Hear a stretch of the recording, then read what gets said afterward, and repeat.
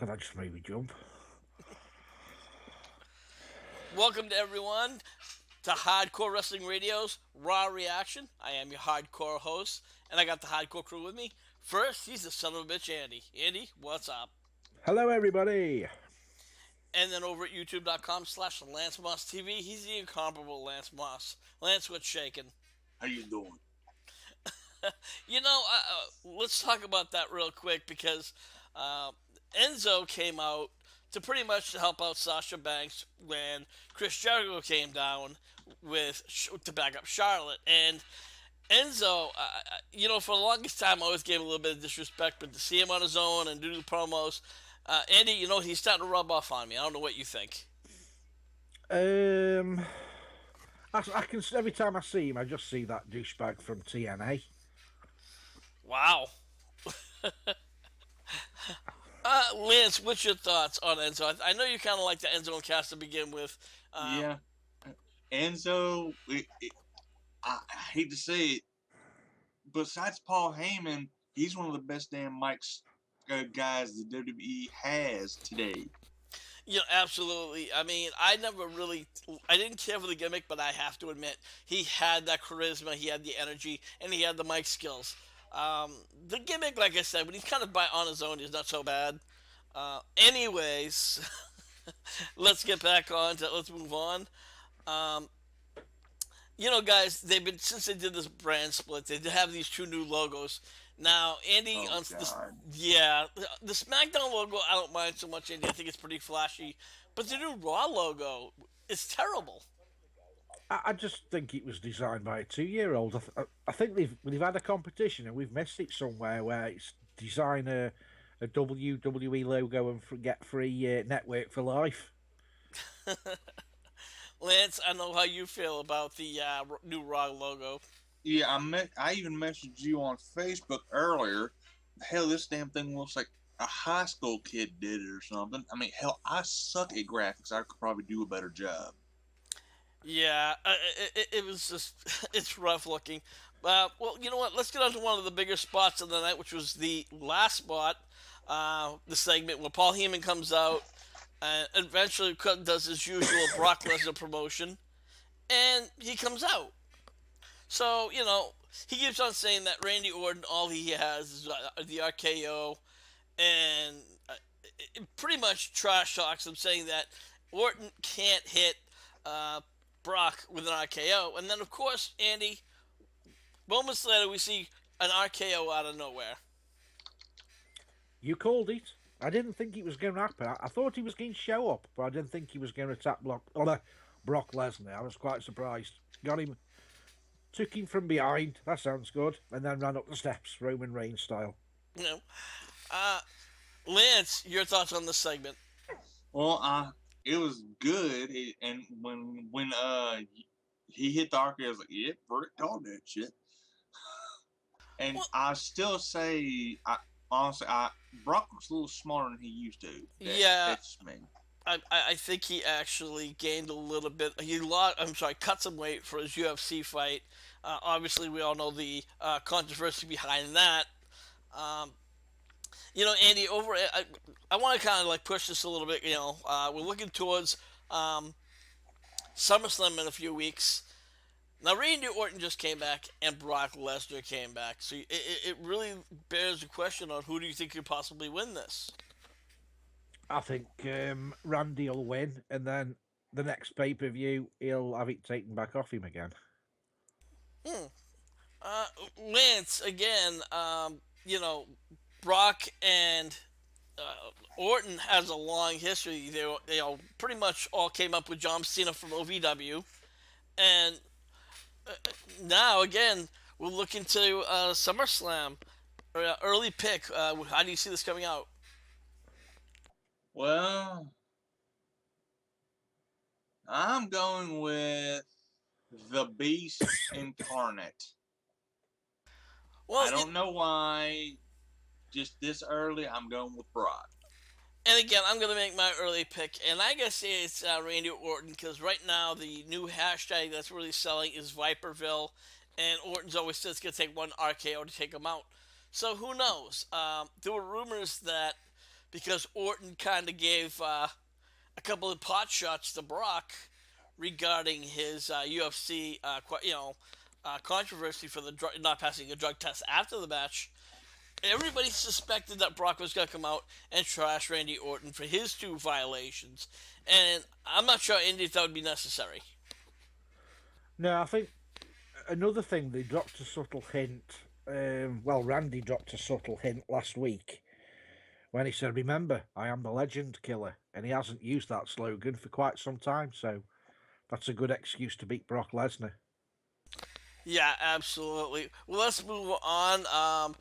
Early in the night, Mark Henry came back and he said he wants have a whole new leash on life. He wants to be new, like open up the Hall of Pain all over again. And made this huge speech about how big he's gonna come back, and he wants to fight Rusev for the U.S. title. He gets his title, and Andy he gets jobbed again. It peeves me to say this, but unfortunately, Mark Henry is becoming Lonely Virgil. Wow, I think that Henry wouldn't be as broke as as Virgil. For those of you who haven't heard this now, Virgil is charging $400 for him to come over and sit down and watch Raw with you. That's what you call desperation. But again, there was a couple of other squash matches.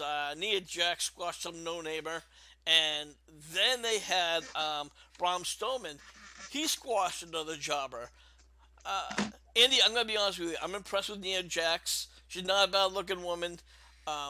My skills have yet to be proven, but I think that they really need to stop pushing her towards some of the bigger challenges, because when you beat nobodies, what does it really mean? Nothing.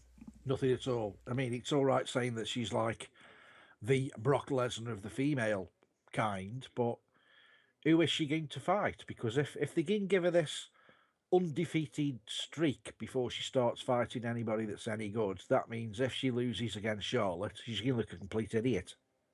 Yeah, I agree, and I think that's what happened with kind of going back in history with Rusev when his first U.S. title run. He was doing great. He was, like defeating everybody. He faces John Cena, and he gets down to jobber status. He just recently got pushed again, and just a lot of squash matches tonight, Lance. I know you're not like Braun Strowman. We talked about how if he wins singles, he's going to be good for a while, but eventually he's going to start showing his true colors. Yeah, it's page one of the turn somebody into the Great Khali playbook. Make them just scream and beat up local guys. Yeah, one of the opening segments, was Seth Rollins confronting Finn Balor. Now, they've been really trying to push Finn Balor to be, a winner. They want to make him the odds-on favorite. Rollins does a lot of trash talking. He even takes a cheap shot at the new Ghostbusters movie, which is absolutely terrible. I don't think anybody's had one good thing to say about it. Rollins tries to get the cheap shot, but Finn Balor winds up taking him out. Thus, even more proving that he could be the odds-on favorite. Andy, you think they're pushing Finn Balor too soon, or do you think it's his popularity from NXT that's getting him as just desserts? I think they're listening to the fans and they're pushing him way too soon. They shouldn't listen to what the fans have got to say and decide when it's the right time. And I think it's too early, and he could burn out quicker than people would like. It's possible, but keep in mind, he does have Kyle Anderson and Luke Gallows backing him up because they were all in the Bullet Club, hence the name, the Balor Club. But you know what? I want to move on to one of the main event match of the night, and I have to say, guys, this was a great, awesome match. An awesome match. I'm kind of stumbling here. Rollins, pretty much defeated Sami Zayn. After we get the pedigree, and there was a lot of great spots, a lot of high action. Lance, your thoughts? Oh, phenomenal match! Definitely match of the night or semi main of the night, because when you get the two guys have touched this that much, because they had pushed a lot before they came to the WWE, as said by Sami Zayn earlier in the night. These guys are familiar with each other, so hell, they put on a fantastic match. And Andy, your thoughts on the match? The only thing again, they just seem to Sami Zayn. They bring him in. He has these feuds with his old friend Blubber Chops Owen, and just jobs out. Very good match, but I just thought he's jobbing out. They're making him this phenomenal beast that he keeps taking on Kevin Owen, or he's going to lose against somebody who the fans really dislike.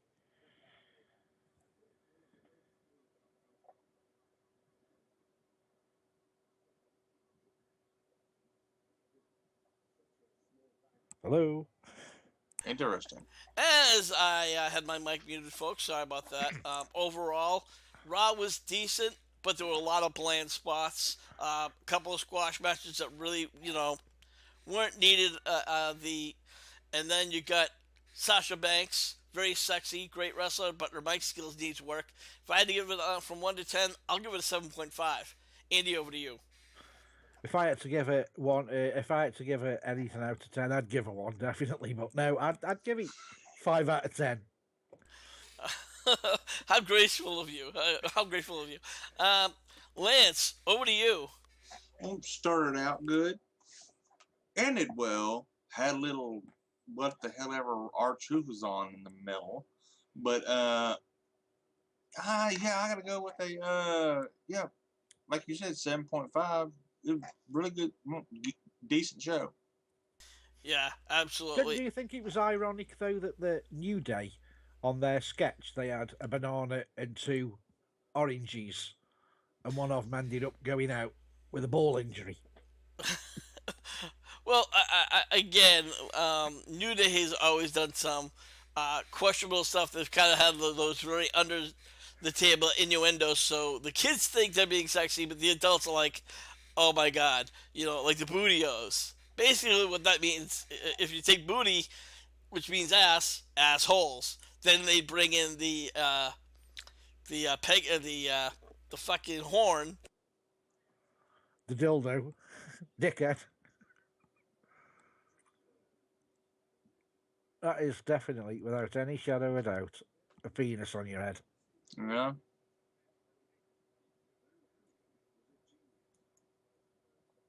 Hello, Rick. Have you muted your mic again?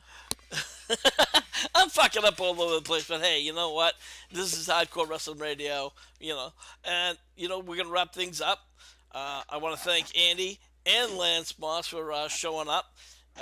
Follow us over at youtube.com/HWR show, and if you want to get in on the conversation and have some real passionate conversations, you can say what you want, how the hell you want. That's facebook.com in the group sections under the name HWR Chat Room.